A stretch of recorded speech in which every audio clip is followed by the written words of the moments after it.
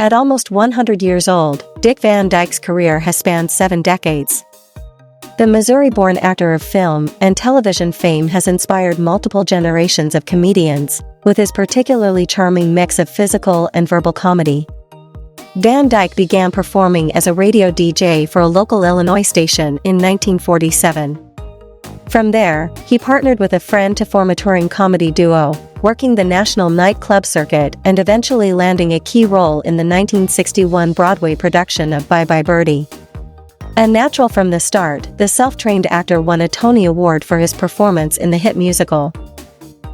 In 1961, CBS gave Van Dyke his own sitcom, The Dick Van Dyke Show. The program, which starred Mary Tyler Moore opposite Van Dyke's character, ran for a highly rated 5 seasons, and cemented Van Dyke in his position as one of the country's top physical comedians. His ability to adroitly juggle demanding onstage routines with verbal banter was unmatched by any other actor of his time, and he won 3 Emmy Awards during his tenure as The Dick Van Dyke Show's Rob Petrie. After The Dick Van Dyke Show ended in 1966, Van Dyke went on to lead many more television shows, Broadway productions, and films to success. His most notable roles include a Golden Globe-nominated performance as Mr. Dawes in Mary Poppins, Richard Harmon in Divorce American Style, Caractacus Potts in Chitty Chitty Bang Bang, and Fletcher in the 1990 version of Dick Tracy.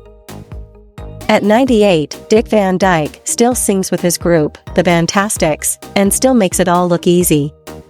When asked how important is it that he's having fun when he's doing it, Van Dyke replied, "My whole career has depended on that. If I'm not enjoying myself, I'm really bad, I am.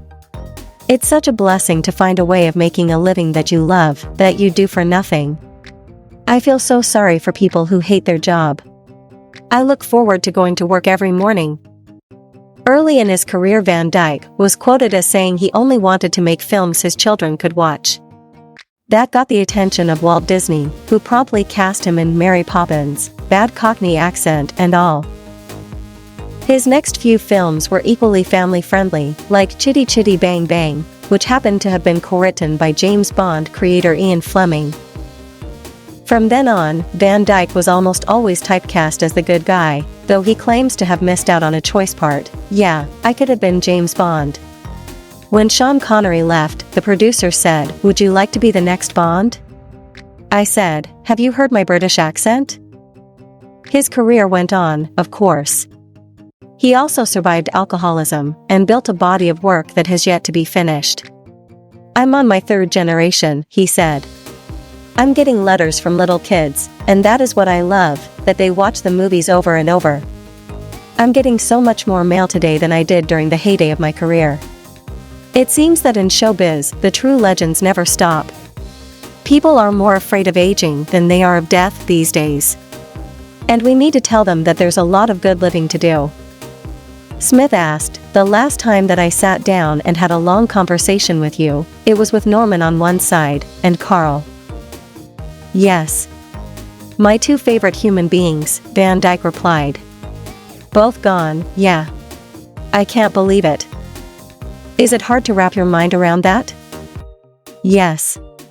Well, everybody I knew and worked with, there's no one left." "How do you deal with that?" "Well, I try not to, by making new friends and, getting involved in a lot of things. Try to keep busy," he replied. "Do you think about why you're still around?" Smith asked. "As I've said, if I had known I was gonna live this long, I would have taken better care of myself." Van Dyke said. "Yeah, 'cause I went through that whole period of alcoholism. But my wife, God bless her, makes sure that I go to the gym 3 days a week and do a full workout." Van Dyke wrote in his 2015 autobiography, "Keep moving, don't be scared of dying.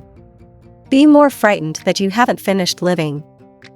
"That was a good quote," I said. Van Dyke noted, "Get your living done first. And have the nerve to try something. Failure's okay." He even does the New York Times crossword puzzle in pen. What does that say about him? That I'm very confident, he laughed. With his wife Arlene at his side, it was a tribute to a remarkable life that even he still can't believe is his. And he says none of it was planned. As a businessman, I'm not much good, he said. Would do a movie or something and come home and just sit down, wait for the phone to ring. I wasn't aggressive. So, I was out of work a lot because I didn't go out and look for it. And how did that sit with you? Asked Smith.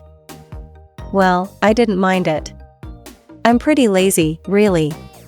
When I'm having fun, all right. But I'm a lazy person.